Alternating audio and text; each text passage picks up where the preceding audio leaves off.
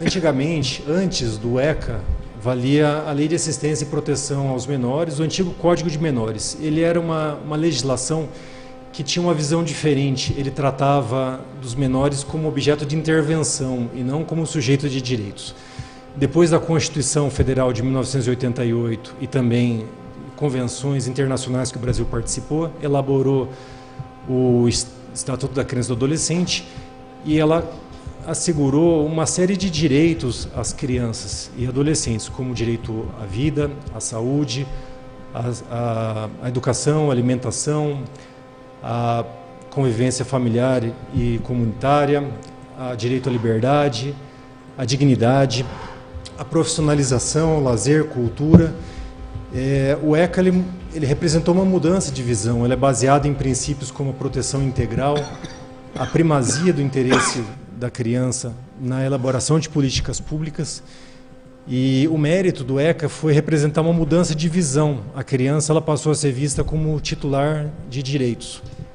Eu acredito que o Brasil já tem uma legislação muito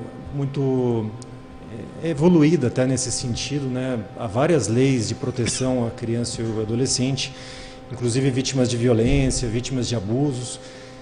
O que falta eu concordo que uma melhor divulgação para a família, para a sociedade, vai ajudar a efetivar, a concretizar esses direitos. Quais são os principais desafios enfrentados no combate ao abuso e à violência sexual contra as crianças e adolescentes aqui na nossa região?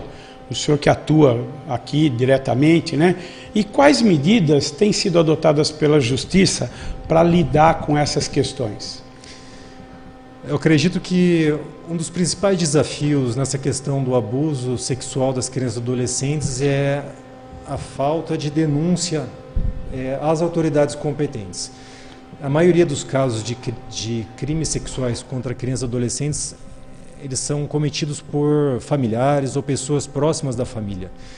E muitas vezes a criança que sofre violência, ela fica confusa, não sabe em quem confiar.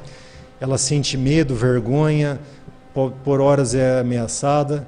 Entendo que essa criança ela tem que ser acolhida, a família tem que incentivar ela a conversar, a contar o ocorrido. Pode contar inclusive com o auxílio de psicólogos, tudo com vistas a identificar quem foram os agressores para que eles possam ser responsabilizados. Quais sintomas assim a gente pode notar numa criança para concluir que ela efetivamente está sofrendo algum tipo de agressão?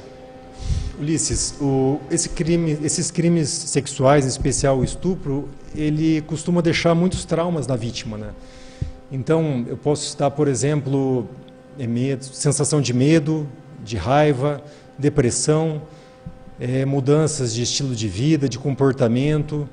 A pessoa ela pode se sentir mais retraída, pode ter uma baixa estima, pode ter problemas, inclusive sexuais, um comportamento sexualizado que não é compatível aí com a idade da pessoa.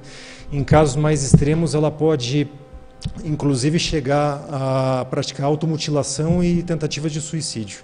Então é importante aqui enfatizar tanto para a família quanto para a sociedade a obrigação de prestar atenção nas crianças e notar esses sinais aí que podem indicar que ela está tendo um problema como esse. Bom, visto isso, como a gente deve reagir, aonde devemos buscar ajuda e proteção para essas crianças? Qual o caminho, doutor? Tá. O artigo 227 da Constituição, ele determina que compete tanto para os pais quanto para a sociedade e para o Estado o dever de assegurar os direitos das crianças e adolescentes. Então, os pais, eles têm um importante papel de proteção e de orientação aos filhos. Eles têm que conversar, manter um ambiente aberto ao diálogo e prestar muita atenção nesses sinais que podem indicar um abuso. E se identificarem isso, levar imediatamente ao conhecimento das autoridades. Já o Estado, ele tem algumas regras previstas no ECA que impõem, por exemplo, aos professores, aos profissionais de saúde, o dever de comunicar os maus tratos ou sinais de abuso para o Conselho Tutelar. Isso está no artigo 13 do ECA. O artigo 245, ele também impõe o dever, ou melhor, inclusive a possibilidade de fixação de multa, caso o profissional da educação ou o médico ele deixe de comunicar esses abusos. A sociedade, ela pode ajudar, inclusive, numa situação, se ouvir um pedido de socorro, se conversando com uma criança ou adolescente, tomar conhecimento, um vizinho, qualquer pessoa pode estar fazendo a denúncia no Conselho Tutelar ou então no Disque 100, que é um serviço gratuito, disponível por meio de ligação telefônica, 24 horas por dia, sábado, domingo, feriado. Ele pode estar levando essa denúncia ao conhecimento dessa entidade que vai repassar para os órgãos competentes fazer a apuração.